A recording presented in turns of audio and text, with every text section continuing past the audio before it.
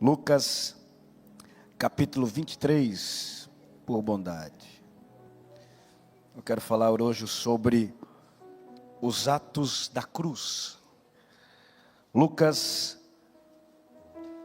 capítulo de número 23, verso de número 33. Nós vamos ler até o 48, a leitura extensa é necessária. E eu peço que os irmãos me acompanhem. Lucas 23, 33 ao 48. E quando chegaram ao lugar chamado A Caveira, ali o crucificaram. E os malfeitores, um à direita e outro à esquerda. E dizia Jesus: Pai, perdoa-lhes, porque não sabem o que fazem. E repartindo as suas vestes, lançaram sortes. E o povo estava olhando, e também os príncipes zombavam dele, dizendo: aos outros salvou, salve-se a si mesmo, se este é o Cristo, o escolhido de Deus. E também os soldados escarneciam dele, chegando-se a ele e apresentando-lhe vinagre, e dizendo: se tu és o rei dos judeus, salva-te a ti mesmo. E também por cima dele estava um título escrito em letras gregas, romanas e hebraicas: este é o rei dos judeus. E um dos malfeitores que estavam pendurado blasfemava dele, dizendo: se tu és o Cristo, salva-te a ti mesmo e a nós.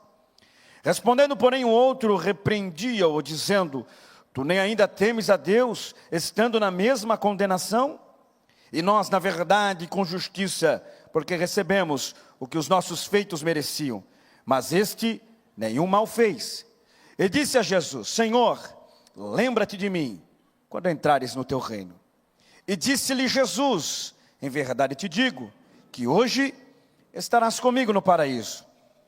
E era já quase a hora sexta, e houve trevas em toda a terra até a hora nona.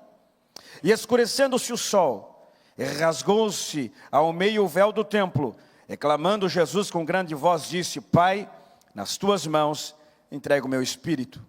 E havendo dito isso, expirou. E o centurião, vendo o que tinha acontecido, deu glória a Deus, dizendo: na verdade, esse homem era justo.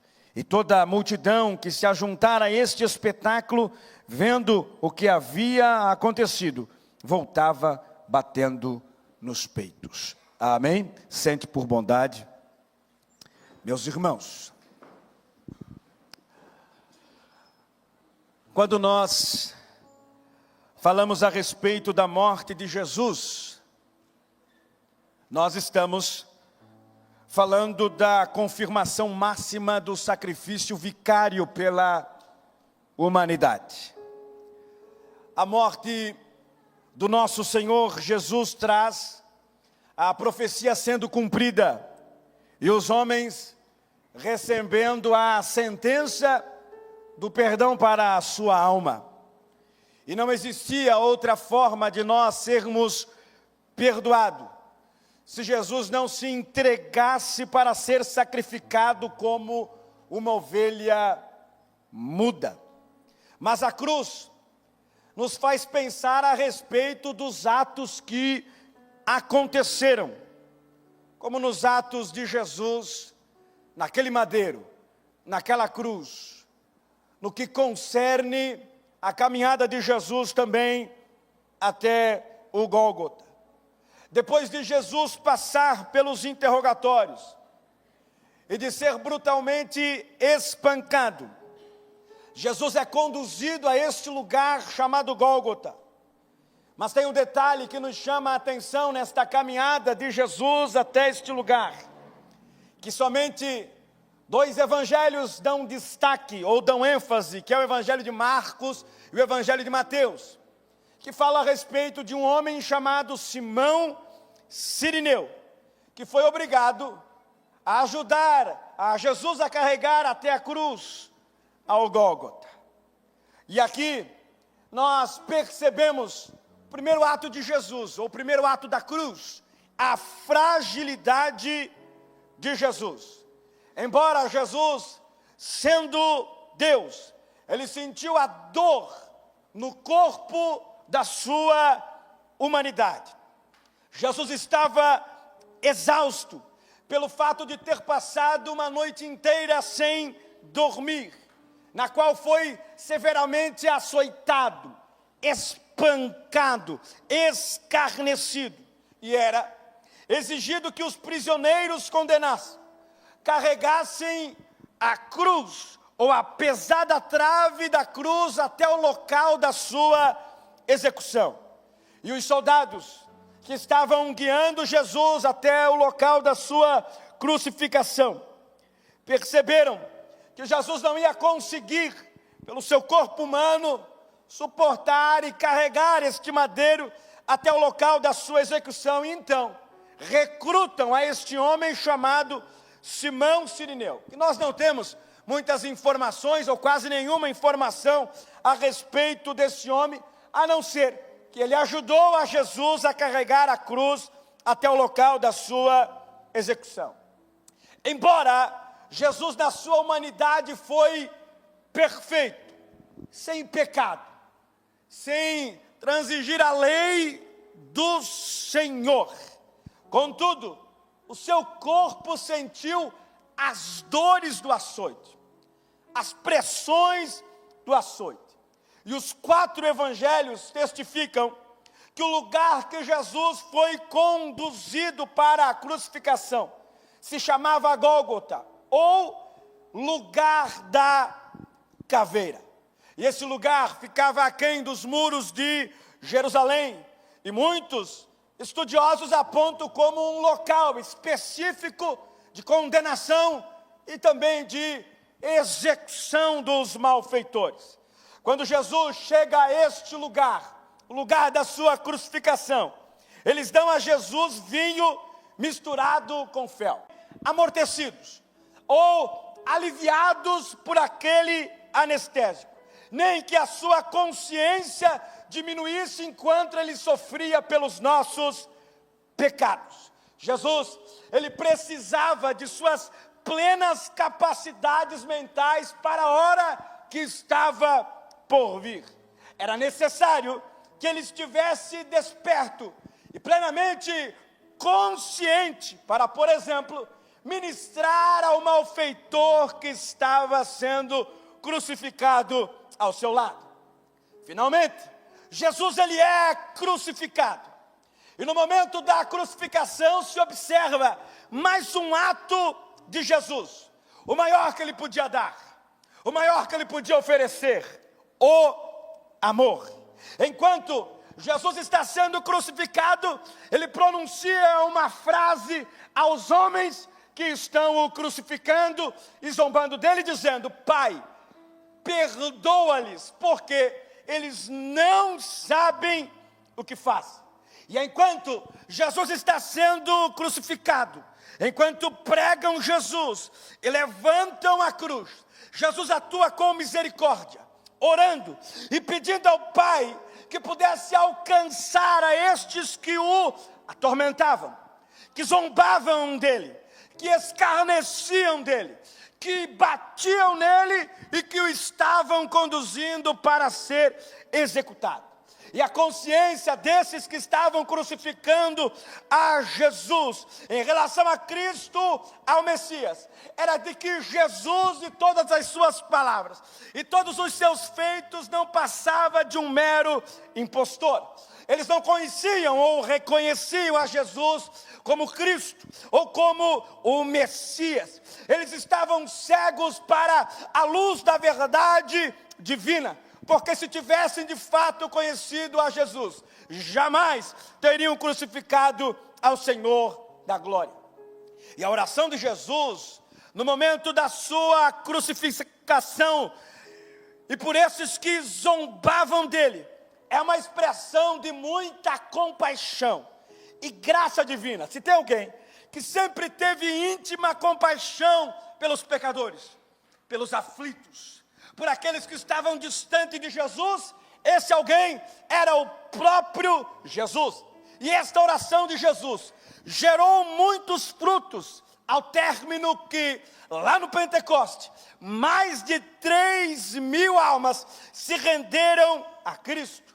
Na cruz, Jesus demonstrou amor e misericórdia, compaixão e misericórdia. Jesus foi violentamente maltratado com palavras, pois aqueles que estavam crucificando, toda a plateia que estava participando da crucificação de Jesus dizia: se tu és o rei dos judeus, salva-te a ti mesmo. Eles insultavam a Jesus, mas Jesus tinha uma missão e precisava cumprir a sua missão, e não vacilou em nenhum momento desse cumprimento. Sobre Jesus, acima da sua cabeça, estava escrito a sua condenação: este é o rei dos judeus. E era um costume dar um título na cruz sobre aquele que estava sendo condenado. Ou se colocava um nome, ou se colocava o crime daquele que estava sendo condenado.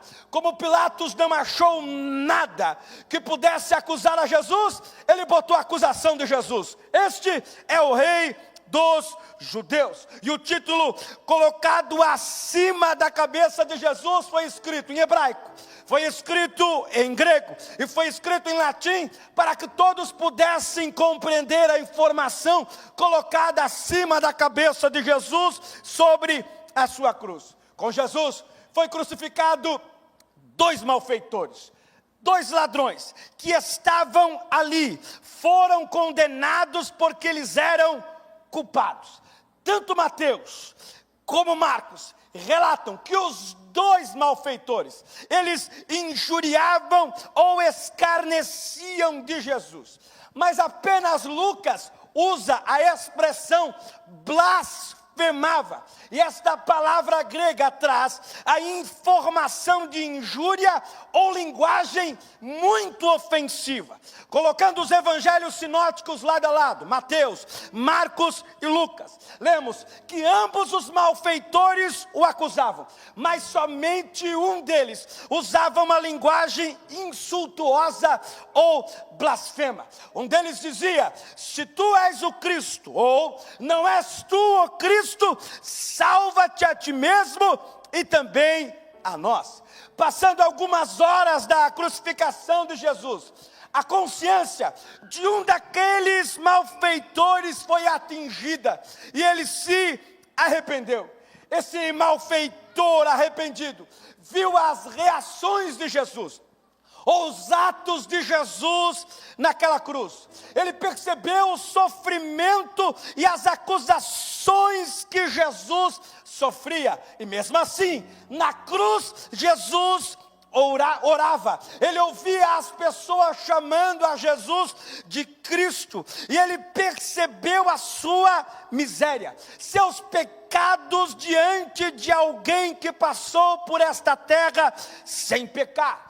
Quando o outro malfeitor continuou com seus insultos, retornou com a sua zombaria, esse malfeitor que estava ao lado de Jesus disse: nem ao menos teme a Deus, estando sob igual sentença. Ele está dizendo para o malfeitor que está ao seu lado: esse momento é para nós refletirmos o quanto somos culpados do nosso pecado e de ficarmos preocupados acerca do nosso relacionamento com Deus e não blasfemar. Ele continuou dizendo: nós, na verdade, com justiça, porque recebemos o castigo que nossos atos merecem, mas este nenhum mal fez. Ele estava dizendo para o malfeitor: nós não somos inocentes, nós somos culpados. Nós estamos nesta cruz porque os nossos crimes testificam aquilo que nós fizemos. Mas este homem nenhum mal fez. Este homem nenhum pecado cometeu para estar sendo crucificado. Agora, o pensamento deste homem está correto, e ele vê a Jesus que estava crucificado inocentemente, e vê a injustiça do seu sofrimento, percebendo o seu próprio pecado e a justiça da sua própria condenação. Ele enxergou que somente aquele que estava ao seu lado, chamado Jesus, podia mudar a alma da sua vida, podia transformar o seu coração e dar a ele aquilo que ele nunca conseguiu encontrar por si mesmo, a salvação. Ele disse a Jesus: lembra-te de mim quando entrares no teu reino. Este homem estava pedindo para Jesus para ser salvo do seu pecado e um lugar no reino vindouro de Jesus. E o próximo ato que nós percebemos de Jesus é o ato de perdoar este malfeitor e a promessa do paraíso. Jesus responde a esse ladrão e malfeitor que está ao teu lado: em verdade te digo que hoje mesmo estarás comigo no paraíso. Jesus respondeu a este homem algo que ele precisava ouvir: perdão dos seus pecados, salvação da sua alma e um lugar no reino vindouro de Cristo. Jesus ouviu o clamor daquele homem, ele deu salvação instantânea e a promessa de estar com o Senhor Jesus no paraíso. E interessante é que no Evangelho de Lucas é o mais minucioso do diálogo entre Jesus e esse malfeitor. Porém, a crucificação de Jesus traz outro relato importantíssimo. Da hora sexta ao meio-dia até a hora nona, o sol escureceu e houve trevas sobre a terra. Estas trevas não foi um eclipse lunar que aconteceu. Pelo seguinte fato: o calendário lunar hebraico ou dos judeus e a Páscoa sempre caía na lua cheia, o que torna a ideia de eclipse solar uma ideia falsa, uma ideia não cogitada. Essas trevas da hora sexta até a hora nona, do meio-dia até as 3 horas da tarde, foram trevas sobrenaturais, a demonstração do juízo de Deus. E essas trevas permaneceram até Jesus entregar o seu Espírito. Perto da hora nona, perto das 3 horas da tarde, Jesus exclama em alta voz: Eli, Eli, lama sabactani, isto é, Deus meu, por que me desamparaste? Trazendo esse texto e pegando a ideia do Getsemane, ou retornando ao Getsemane, que foi um dia antes da crucificação, ou 2 dias antes da crucificação, percebe-se a oração de Jesus no Getsemane, e retrata a angústia profunda de Jesus, ao ponto de suar gotas de sangue, sobre aquilo que ele iria passar. Em Mateus capítulo 26, verso de número 39, está escrito, adiantando-se um pouco, prostrou-se sobre o seu rosto, orando e dizendo: meu Pai, se possível, passa de mim este cálice, todavia, não seja como eu quero, e sim como tu queres. Quando nós falamos a respeito de cálice no Antigo Testamento, o símbolo de cálice no Antigo Testamento sempre apontava para o juízo da ira divina sobre o pecado. No dia seguinte, a oração do Getsemane, Jesus carregaria o pecado de muitos e a plenitude da ira divina cairia sobre Jesus pelo fato do pecado da humanidade estar sobre ele. Esse foi o preço do pecado, que ele carregou plenamente sobre si, e seu grito de angústia remonta à angústia que ele passou no Getsemane, porque ele sabia que na cruz Jesus o abandonaria. A presença de Deus, melhor dizendo, não estaria num certo momento com ele, pelo fato do pecado da humanidade está sobre Jesus. E é por isso que ele clama: Eli, Eli, lama sabactani. Reflete o extremo amargor da ira do cálice que lhe foi dada. Se nós observarmos o Salmo de número 22, O verso 1, o salmista está expressando algo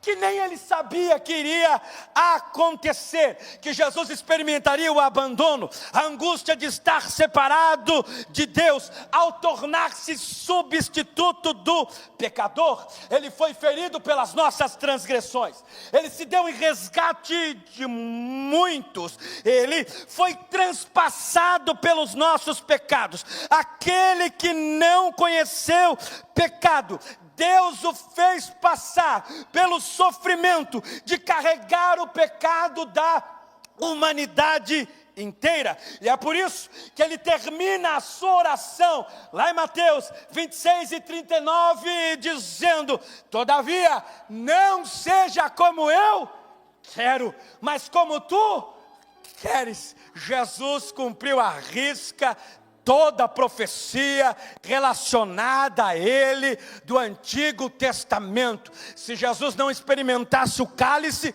nós não seríamos alcançados nem perdoados pelos nossos pecados. É por isso que Jesus encerra a sua oração dizendo: não seja feita a minha vontade, não seja feito como eu quero, mas seja feita como tu queres. Quando Jesus exclama essa expressão, Eli, lama sabachthani, a multidão que estava em volta de Jesus diziam: ele está chamando por Elias, ele está clamando por Elias. Lá no Evangelho de João, no capítulo 19, verso 28, diz que Jesus, vendo que estava consumado para se cumprir as Escrituras, disse: tenho sede. E o Evangelho de João é o único evangelho que fala sobre esse momento de Jesus ter sede. Mesmo neste momento de morte, Jesus estava plenamente consciente e dedicado em cumprir a sua missão. E no exato momento em que levaram uma esponja embebedada de vinagre na ponta de um caniço de isopo lhe chegando à boca, Jesus deu o último brado: tetelestai, está consumado, está cumprido. Foi um brado de vitória na cruz, está totalmente pago. Depois dessa expressão que Jesus diz, que Jesus usa, tetelestai, está consumado, ele entrega o seu espírito, ele entrega a si mesmo à morte. Ninguém tirou a vida de Jesus. Não foi os romanos que tiraram a vida de Jesus, não foi os judeus que tiraram a vida de Jesus, foi Jesus que se entregou, foi Jesus que entregou o seu espírito e deu um brado de vitória e consumou a nossa vitória, dizendo: está pago, está consumado, está cumprido, está alcançado, está perdoado. Se Jesus fosse morto pelos romanos, se Jesus fosse morto pelos judeus, nós não teríamos a descrição de que ele se entregou, mas sim que os romanos o mataram, que os judeus o mataram. Mas Jesus se entregou, Jesus se doou voluntariamente à cruz. Jesus, quando estava no Getsêmani e os soldados romanos se aproximando, e junto Judas, que o beijou, e Jesus o chamou de amigo: aqui vieste. Jesus disse: não precisa vir comigo com porretes, com espadas. Jesus mesmo se entregou a eles. Ninguém tirou a vida de Jesus, ele mesmo entregou. Um ato totalmente dele, um ato da sua vontade, um ato e uma entrega total dele pela nossa alma, uma ação totalmente voluntária e espontânea. Quando Jesus morre, o véu do templo se rasga em duas partes, de alto a baixo, e este véu representava, ou era o símbolo que bloqueava a entrada no Santo dos Santos, e somente o sumo sacerdote podia entrar além daquele véu. Mas Jesus, através da sua morte, e para que se cumprisse a Escritura, este véu se rasgou de alto a baixo, e deu a oportunidade de todos nós nos achegarmos e nos prostrarmos a Jesus. Nós não precisamos mais de um sumo sacerdote com todos os seus rituais, porque Jesus, o nosso único sumo sacerdote, se entregou por nós, rasgou o véu de alto a baixo e disse: pode entrar, vem fazer parte da minha seara, vem fazer parte do meu aprisco, vem adorar além do véu, vem adorar no lugar dos santos.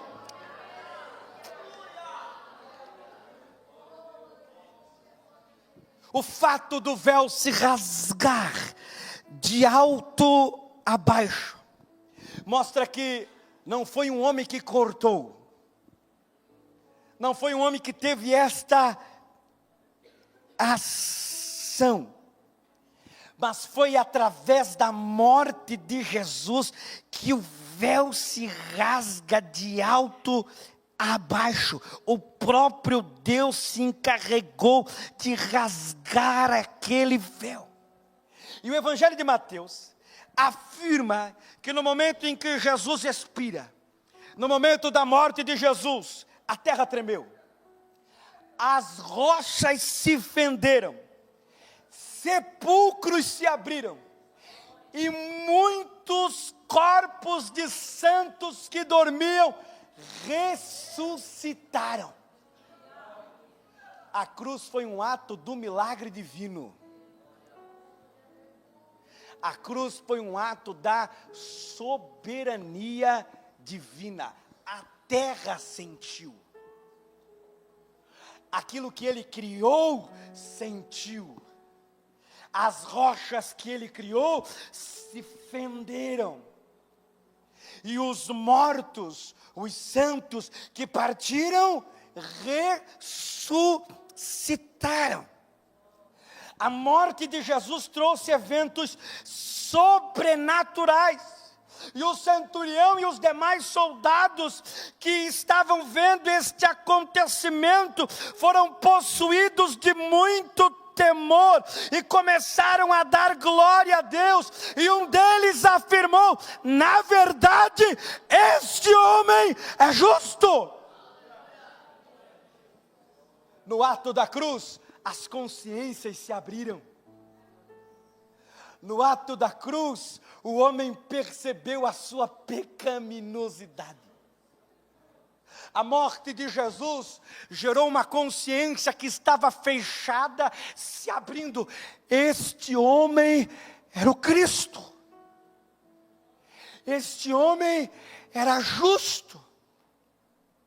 A mente deles se abriram para a verdade. Os atos da cruz evidenciam que a porta da salvação estava aberta. E que este centurião e os demais que estavam com ele perceberam: ele é verdadeiramente o Filho de Deus. E que eles, como pecadores, necessitam de salvação. Necessitam de vida com Deus. A cruz representa o ápice da entrega de Cristo pela nossa alma, pela nossa vida. Quando nós olhamos para a cruz, a nossa mente se volta a entender que não é por méritos que eu alcanço a salvação, e sim pelo sangue que foi vertido na cruz.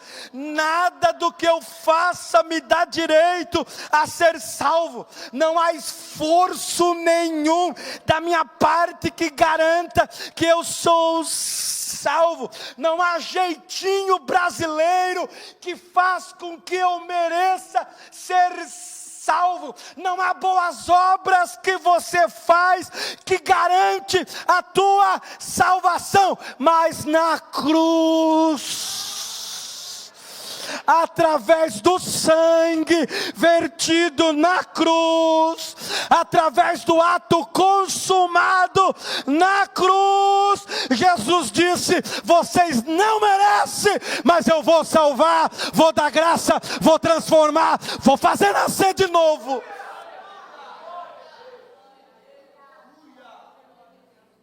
Na verdade, quem merecia aquela cruz era nós. Quem merecia morrer naquela cruz era nós. Porque nós pecamos. Nós somos pecadores. A cruz é para nós, malfeitores, ladrões. A cruz é para nós, que somos mal, que temos um coração propenso a pecar, propenso a cair, propenso a se afastar de Deus. A cruz era para nós morrer, mas Jesus resolveu ir no nosso lugar. Mas Jesus resolveu se entregar no nosso lugar. E há mais de 800 anos antes de Jesus aparecer, e Isaías, não sabendo de fato qual era a interpretação dessa profecia, ele apenas profetizou sobre alguém que viria, que seria escarnecido, que seria morto, que seria levado como uma ovelha muda ao matadouro. E ele profetiza, dizendo: quem deu crédito à nossa pregação? E quem se manifestou o braço do Senhor? Porque foi subindo como renovo perante ele, e como a raiz de uma terra seca, não tinha parecer e nem formosura. E olhando nós para ele, nenhuma beleza víamos para que o desejássemos. Era desprezado, e o mais indigno entre homens, ou entre os homens, homem de dores, experimentado nos trabalhos, e como um de quem os homens escondiam o rosto. Era desprezado, e não fizemos dele caso algum. E na cruz, o que ele fez? Verso 4 do capítulo 53 de Isaías: verdadeiramente ele tomou sobre si as nossas enfermidades, e as nossas dores levou sobre si. E nós o reputamos por aflito, ferido de Deus e oprimido. Mas na cruz, ele foi ferido pelas nossas transgressões e moído pelas nossas iniquidades. O castigo que nos traz a paz estava sobre ele, e pelas suas pisaduras fomos sarados. Verso 6: todos nós andamos desgarrados, distantes, como ovelhas, cada um se desviava pelo seu caminho, mas o Senhor fez cair sobre ele a iniquidade de nós todos. Ele foi oprimido, mas não abriu a boca, não murmurou, não reclamou. Como um cordeiro foi levado ao matadouro, e como ovelha muda perante os seus tosqueadores, ele não abriu a boca. Da opressão e do juízo foi tirado, e quem contará o tempo da sua vida? Porquanto foi cortado da terra dos viventes, a morte, e pela transgressão do meu povo foi ele atingido. E puseram a sua sepultura com os ímpios, e com o rico na sua morte, porquanto nunca fez injustiça, nem houve engano na sua boca. Todavia o Senhor agradou moê-lo. O Pai agradou moê-lo, fazendo enfermar. Quando a sua alma se puser por expiação do pecado, verá a sua posteridade, prolongará os seus dias, e o bom prazer do Senhor prosperará na sua mão. O trabalho da sua alma ele verá, e ficará satisfeito, Pai, com o seu conhecimento. O meu servo, o justo, justificará a muitos, porque a iniquidade deles levará sobre si. E para concluir o verso 12, pelo que da lei a parte de muitos, e com os poderosos repartirá ele o despojo, porquanto derramou a sua alma na morte, e foi contado com os transgressores, mas ele levou sobre si o pecado de muitos, e pelas transgressões intercedeu.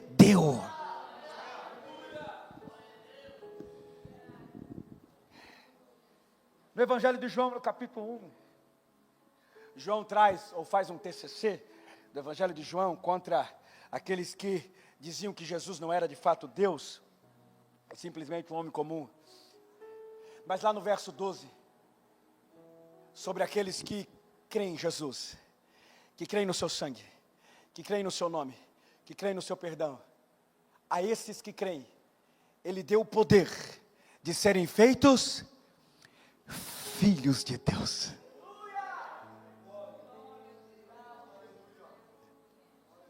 A todos aqueles que creem na cruz, a todos aqueles que creem no Evangelho, a todos aqueles que creem que foram alcançados pela graça dele, a todos aqueles que creem que foram purificados os seus pecados, a todos aqueles que creem que o sangue de Jesus tem poder para purificar os pecados, a este ele deu,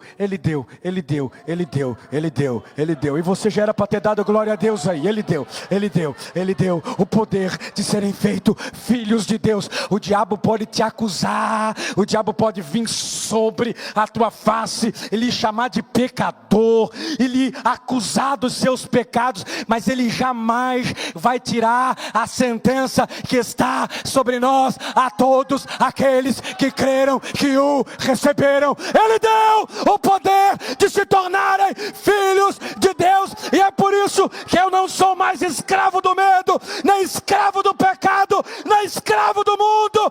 Eu sou filho de Deus.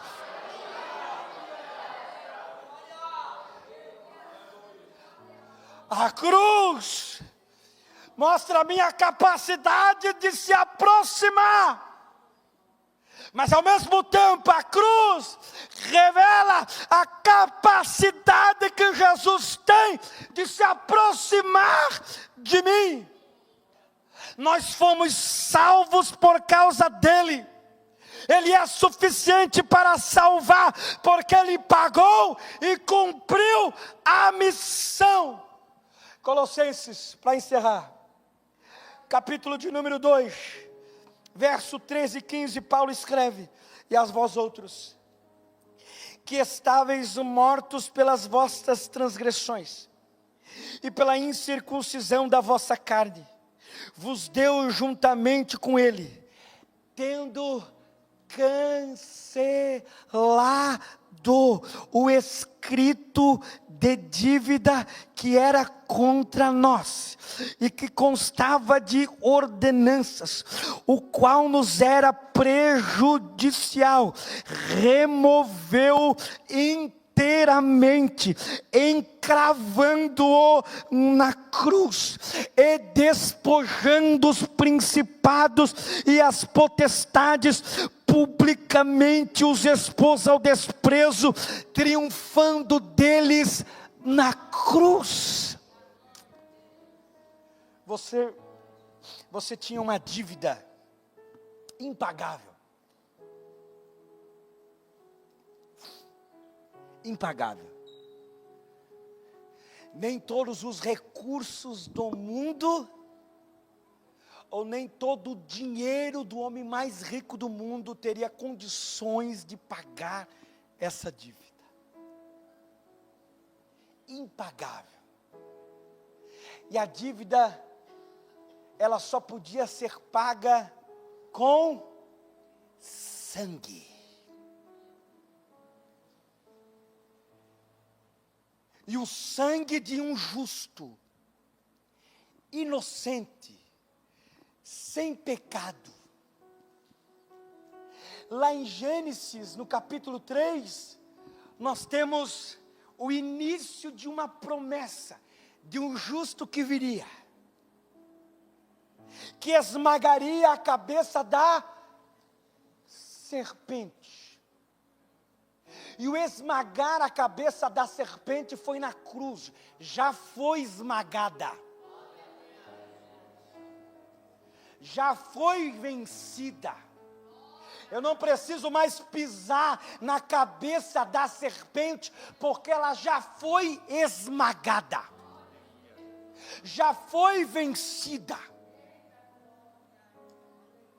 Mas o tempo passa, e não se encontra sequer um justo na terra que pudesse morrer pela humanidade. Nós podíamos olhar para Noé, mas Noé bebeu, ficou bêbado, ficou nu na frente dos seus filhos. Podia ter sido Abraão, mas Abraão mentiu por 2 vezes, falando que sua esposa era sua irmã. Podia ter sido Jacó, mas Jacó enganou o próprio irmão por causa de uma primogenitura. Poderia ter sido Moisés, mas Moisés desobedeceu, porque em vez de falar com a rocha, ele feriu. Poderia ter sido Davi, mas Davi foi um homem sanguinário, e adulterou, e pecou. Poderia ter sido o homem mais sábio da terra, Salomão, mas Salomão tornou o seu coração, por causa das muitas mulheres, um poço de idolatria. Poderia ter sido Isaías, mas Isaías disse: ai de mim, que sou pecador, que habito num povo de impuros lábios. Poderia ter sido Jeremias, mas Jeremias questionou sua chamada, reclamou e murmurou de Deus. Poderia ter sido Abacuque, mas Abacuque questionou a soberania divina do agir divino, trazendo sentença e juízo ao seu povo. Quem poderia ser o justo que podia salvar a humanidade? Tinha que ser do céu.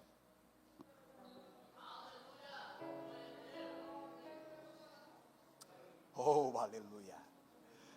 Não tinha ninguém na terra, tinha que ser do céu. E João Batista, quando os discípulos de João foram questionar João: ei, esse Jesus aí está batizando mais do que você, está tentando tirar a sua fama. João vai responder: ninguém recebe de Deus se do céu não vier. E João viu. O que João viu? Lá no Jordão, quando o Messias estava sendo batizado. E João disse, quando o Messias estava chegando: eu que devo ser batizado por ti, e não o inverso. Jesus disse: me batiza para que se cumpra toda a Escritura. Depois que Jesus é batizado e sai das águas, João Batista vê o filho. Ele vê uma pomba, uma expressão do Espírito Santo. E ele ouve uma voz. E a voz era de quem? A voz era do Pai. E a voz do Pai dizia: este é o meu filho amado. Jesus viveu intensamente o seu ministério. E no capítulo 14 ele avisa, ou no capítulo anterior, ele avisa os seus discípulos sobre sua morte, sobre a cruz. Os discípulos ficam com o coração turbado. Não se turbe o vosso coração.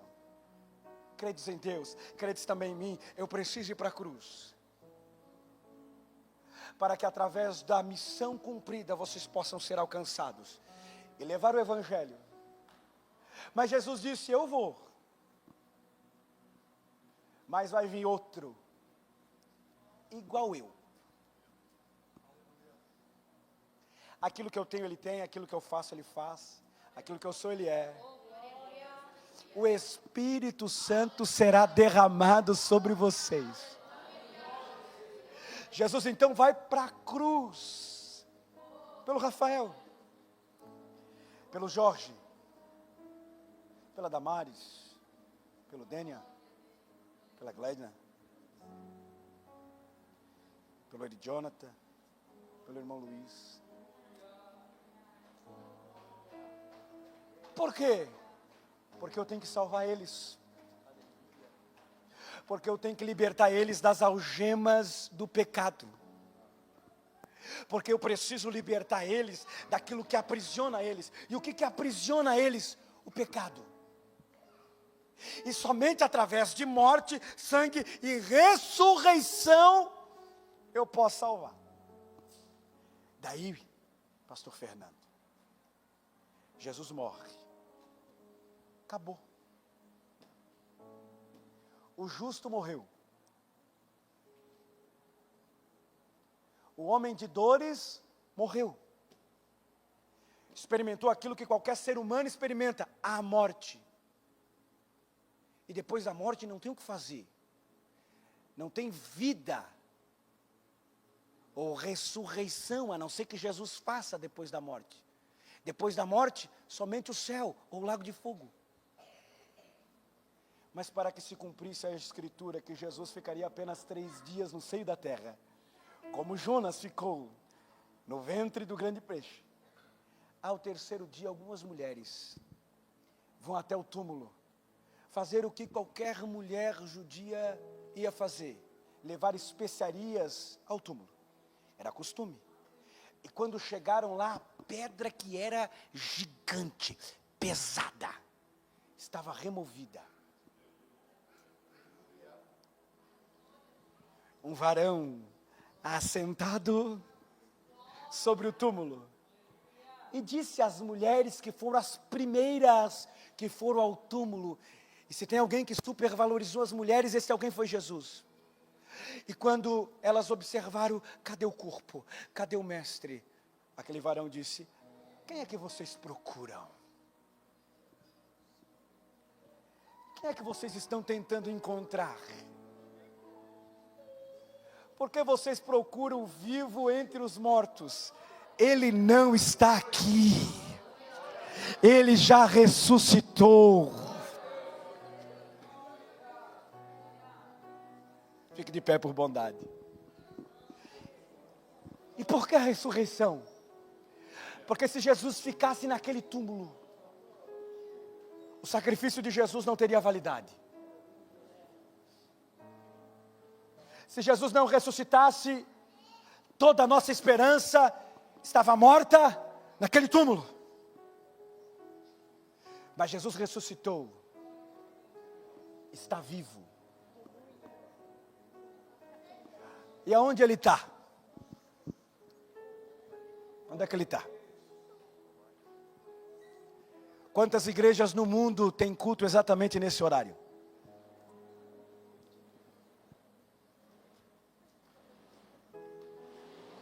Quantos irmãos que estão no fuso horário diferente de nós, que estão descansando já estão dormindo? Onde é que Jesus está? Jesus está vendo inclusive aqueles que estão dormindo, porque a Bíblia diz que Ele não dorme, não tosqueneja. E onde é que Jesus está? Exatamente entre aqueles que estão acordados participando de um culto de louvor ao nome dEle. Ele está aqui, Ele está aqui, Ele está aqui. E é tão real que Ele está aqui, que Ele te salvou. É tão real que Ele está aqui, que Ele fez por você aquilo que você não teria condições de fazer. É tão real que Ele está aqui, que Ele fez merecer através dele a salvação em você. É por isso que ele gritou lá: está consumado, está pago a dívida, risca a cédula da dívida, não tem mais dívida, não tem mais o que afasta o homem de mim, não tem mais o que distancia o homem de mim, porque agora eu estou próximo dele, dentro dele, sou templo e morada dele.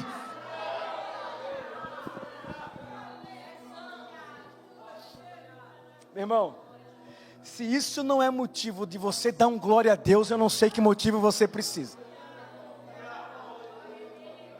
Se isso não é motivo de você se quebrantar diante dele, eu não sei que motivo você precisa. Você pode ser pobre, você pode morar de aluguel, mas você foi salvo e alcançado pela graça dele.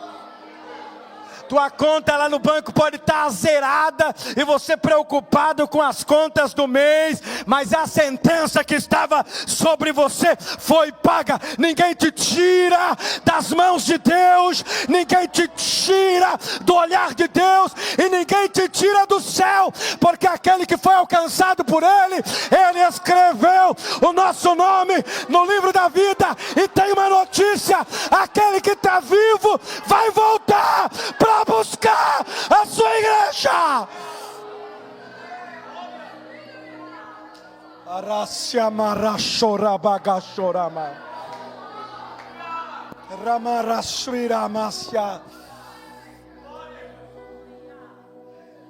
Você pode bater no seu coração e dizer: Jesus está vivo e mora em meu coração. Você pode dar 1 minuto de glória a Deus e aleluia a Ele.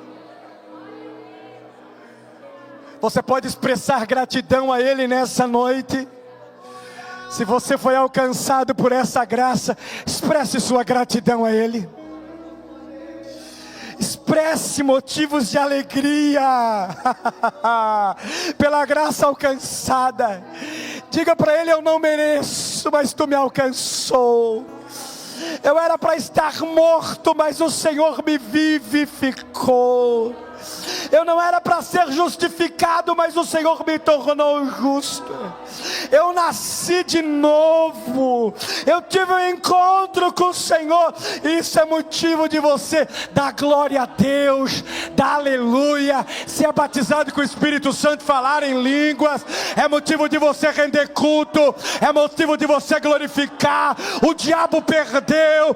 Ele foi esmagado. A cabeça da serpente foi esmagada. Ele foi vencido, ele foi derrotado. A sentença e a cédula do teu pecado foi cravada, cravada, cravada, cravada, cravada, cravada na cruz. Está consumado. Rachaka pachorama. Ergue a maçuica macharabacai. Se o diabo tentou te condenar, Paulo escreve aos Romanos: ei, foi consumado, foi pago a dívida, nenhuma condenação há para aqueles que estão em Cristo Jesus. Deixa eu orar nessa noite.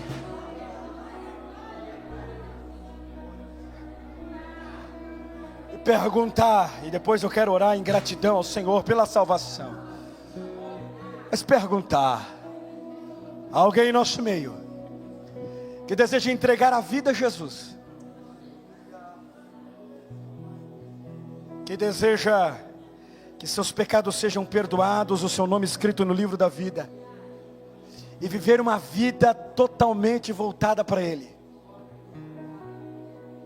Se há alguém em nosso meio, gostaria de conhecer você. Aonde você está, se você puder, levante sua mão. Se temos alguém: pastor, eu quero entregar minha vida a Jesus.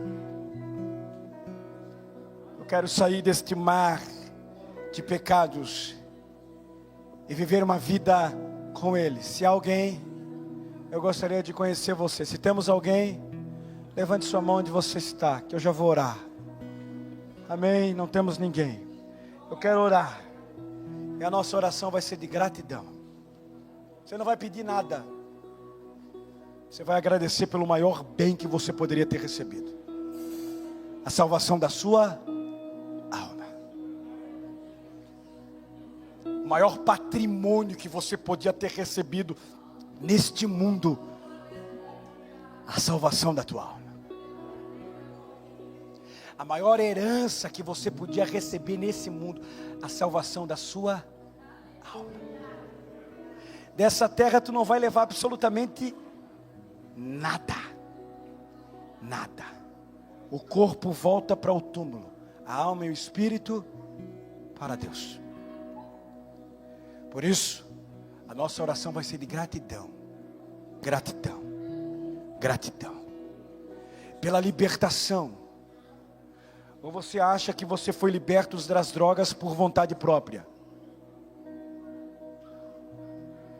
Ou você acha que você foi liberto do álcool por vontade própria?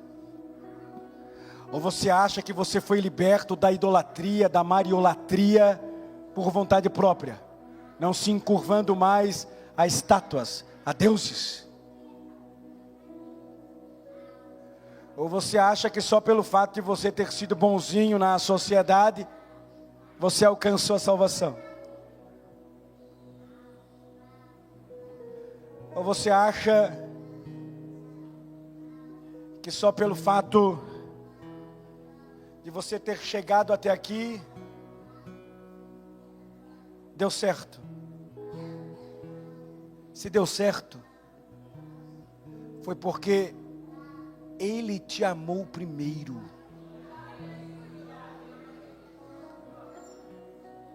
E olha que alguns tentaram fugir, tentaram escapar, disseram que nunca seriam crente, que nunca serviriam a Jesus, perseguiram o crente, jogavam pedra na igreja. E daí Jesus disse: tu vai ser meu. Tentou se escapar, tentou se desviar. Quando você percebeu, você estava na frente, chorando feito criança, fazendo beiço, se derramando e dizendo: eu preciso desse Jesus. Daí você está liberto há 20 anos, 10 anos, 30 anos do vício.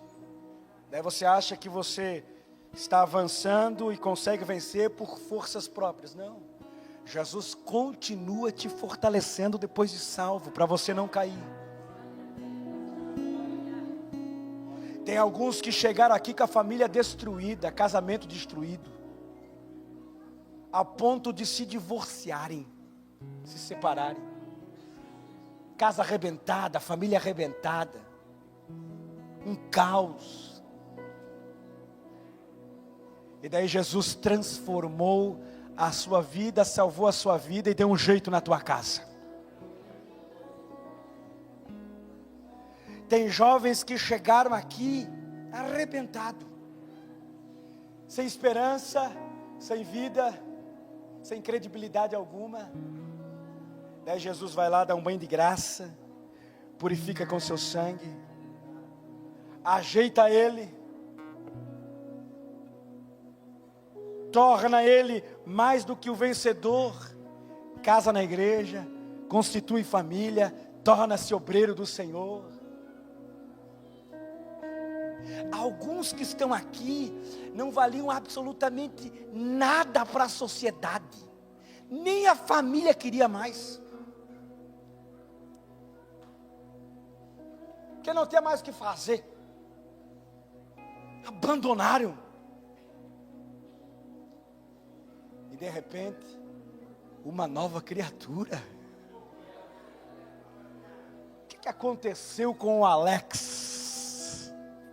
Jesus precisou arrebentar o Alex, levar ele para uma UTI, quase morrer, para depois ele vir engatinhando para a presença de Jesus.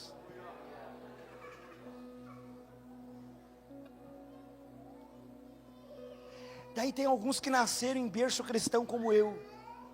Não, eu sou perfeito, nasci no lar cristão, né? Eu não tenho pecado, porque eu nasci entre os crentes. Eu já nasci nos bancos da igreja, cheirando a banco. Mas eu também tive que ter um encontro com Jesus, porque meu pai e minha mãe não me salvam. Meu pai e minha mãe não me levariam de arrasto para o céu. Eu segurado na bainha da saia da minha mãe, indo para a eternidade. Não, eu tive que ter um encontro com Jesus.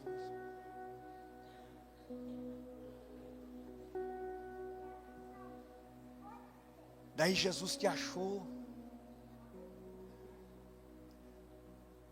te endireitou, tu passou a se vestir adequadamente, era todo mulambo, se vestia de qualquer jeito, parecendo um trombadinho até para andar, né? Quando eu cheguei aqui, o Will tinha um cabelo amarelo e um cabelo preto. Ele não está aqui hoje, né? Cabelo amarelo, cabelo preto, umas calças toda lanhada, jogadas. Eu falei para o Will, tu vai ser obreiro ainda, rapaz. Hoje o Will está usando gravata. Pensa no menino, fogo puro nas mãos de Deus. Ajuda em tudo. Quem é que faz isso? Jesus. Jesus te deu uma esposa. Tu era acabado, destruído. Jesus foi lá e deu só uma ajeitadinha na tua carcaça, para a tua esposa ficar um pouquinho cega e se casar contigo. E tu constituir família. Quem é que faz isso? Jesus. Tu chegou aqui sem emprego. Sem emprego. Vida arrasada. E daí Jesus te salvou. Daqui a pouco te abriu as portas, te deu emprego. E hoje você vive totalmente dependente dEle.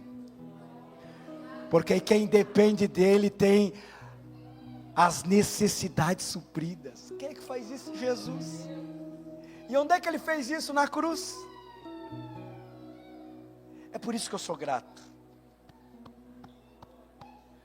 Eu posso não ter tudo que quero, mas tenho tudo que preciso. E tudo que eu preciso é de Jesus. Pode ser que eu não tenha um carro que eu desejo ter, a casa que eu desejo ter, a conta bancária que eu desejo ter. Eu gostaria de ter uma conta bancária, e na minha conta bancária 1 milhão por mês. Tu crê? Quem falou que eu creio aí? Eu também creio. Mas eu acho difícil isso acontecer. Porque não é necessário. Pode ser que eu não faça a faculdade que eu tanto almejei fazer. Não tenho o emprego dos sonhos que eu gostaria de ter. Mas eu tenho tudo que eu preciso. E tudo que eu preciso é... Vamos falar bem alto? Tudo que eu preciso é... Tudo que eu preciso é... Feche os teus olhos onde você está. Comece a agradecer a Ele.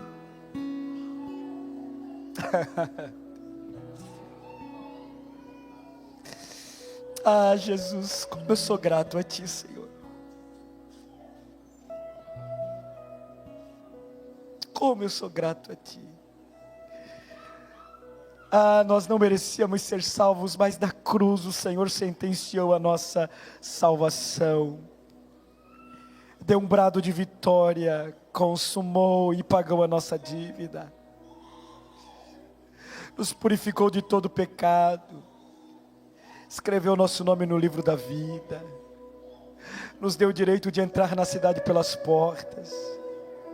Nos deu o poder de sermos chamados filhos de Deus. Ah, como eu sou grato a Ti, Senhor. Como eu Te agradeço pelo Teu alcance.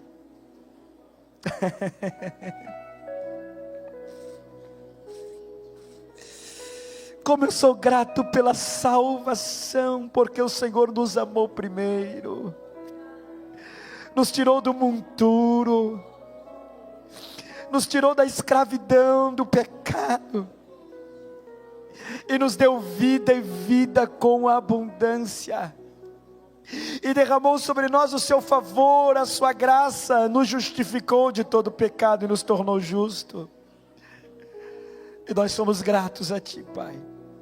Gratos pela salvação, gratos pela vida eterna, gratos pela redenção, gratos pelo novo nascimento, grato pela vida que Tu és em nós, pelo caminho que o Senhor nos proporcionou, pela verdade que o Senhor colocou e impetrou nos nossos corações, porque Tu és o caminho, a verdade e a vida, e nós encontramos em Ti estas virtudes para nossa alma. Nós Te louvamos, em nome de Jesus.